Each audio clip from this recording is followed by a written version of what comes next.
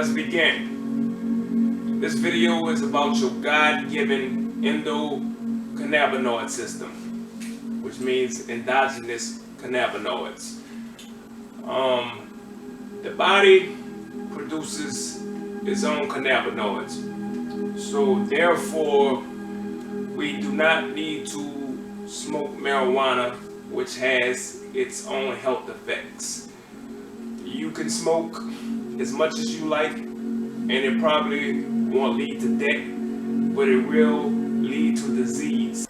The layer of the atmosphere that's called the stratosphere absorbs most of the harmful UV rays that comes from the sun.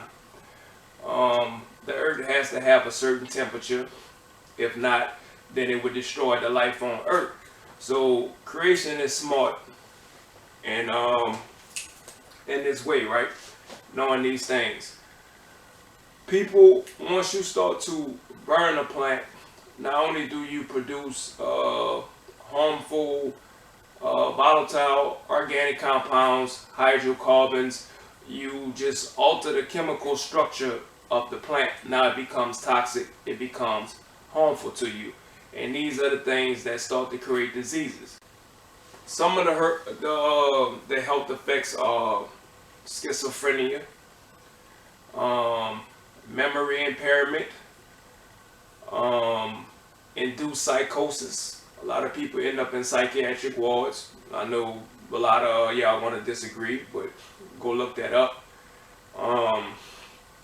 Infertility. Weed is also heavily induced with many pesticides.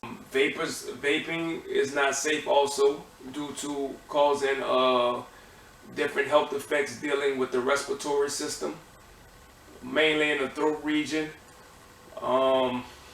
Infertility is associated with smoking, a 28% decrease in sperm production, and making it where women and men can't conceive a child. So without further ado, let's take a look at the endocannabinoid system, which consists of three different things: the endocannabinoids, the receptors, and the enzymes. Enzymes are just proteins that carry vital energy. You know them as metabolic enzymes mostly, that help digest foods. As we can see from this Forbes report, that the marijuana industry is a multi-billion-dollar industry, and there are several other sources that say the same. Let's take a look at the endocannabinoid system, which is a widespread neuromodulatory system that plays important roles in the central nervous system development, synaptic plasticity, and a response to endogenous and environmental insults.